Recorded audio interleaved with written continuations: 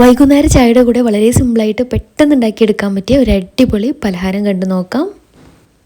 അപ്പോൾ ഈ ഒരു പലഹാരം തയ്യാറാക്കിയെടുക്കാൻ ആദ്യം തന്നെ ഇതിലേക്കൊരു കൂട്ട് റെഡിയാക്കി എടുക്കണം. അതിനായിട്ട് മിക്സിയുടെ ജാറിലേക്ക് 2 കോഴിമുട്ട പൊട്ടിച്ചൊഴിക്കാം. പിന്നെ എരിവിന് ആവശ്യമായിട്ടുള്ള 3 പച്ചമുളക്, അത്യാവശ്യം എരിവുള്ള 3 പച്ചമുളകാണ് ചേർത്ത് കൊടുത്തിട്ടുള്ളത്. കൂടെ തന്നെ കുറച്ച് മല്ലിയില ചേർത്ത് കൊടുക്കാം. പിന്നെ വേണ്ടത് ചെറിയൊരു കഷ്ണം ഇഞ്ചിയാണ്. ഇഞ്ചിയുടെ വലിപ്പം കൂടി പോകണ്ട കേട്ടോ, മുട്ടൊക്കെ ചേർത്തിട്ടുള്ളതല്ലേ. പിന്നെ കുറച്ച് കറിവേപ്പിലയും ചെറിയൊരു കഷ്ണം സവാളയും കൂടെ ചേർത്തിട്ട് പാകത്തിന് ഉപ്പും ചേർത്ത് നന്നായിട്ടൊന്ന് അടിച്ചെടുക്കാം. സവാളയൊക്കെ നന്നായിട്ട് അരിഞ്ഞ് കിട്ടണം കേട്ടോ. ഇനി മുട്ട ചേർക്കുന്നതിന് മുമ്പായിട്ട് ഇതൊക്കെ ജസ്റ്റ് ഒന്ന് ചതച്ചെടുത്തിട്ട് പിന്നെ മുട്ട അതിലേക്ക് ഇട്ടിട്ട് മിക്സാക്കി എടുത്താലും മതി. അപ്പോൾ ഈ ഒരു കൂട്ടൊരു ബൗളിലേക്ക് മാറ്റിയതിന് ശേഷം ഇനി വേണ്ടത് ബ്രെഡാണ്. ബ്രെഡിൻ്റെ അരികൊക്കെ ബ്രൗൺ പാർട്സൊക്കെ ഒന്ന് മാറ്റി കൊടുക്കുന്നുണ്ട്. എന്നിട്ട് ഇതുപോലെ പകുതിയായിട്ട് കട്ട് ചെയ്തെടുക്കാം.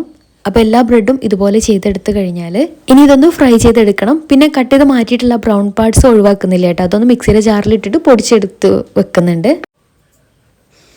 ഇനി ഒരു പാൻ സ്റ്റൗവിൽ വെച്ചിട്ട് നന്നായിട്ട് ചൂടായിട്ട് വന്നാൽ അതിലേക്ക് 1 ടേബിൾ സ്പൂൺ നെയ്യ് ഒഴിച്ചതിന് ശേഷം ഇനി ഓരോ പീസ് ബ്രെഡും ആദ്യം മുട്ടയുടെ കൂട്ടിൽ ഒന്ന് ഡിപ്പ് ചെയ്തതിന് ശേഷം ബ്രെഡ് ക്രംസിൽ ഒന്ന് കോട്ട് ചെയ്തെടുക്കാം.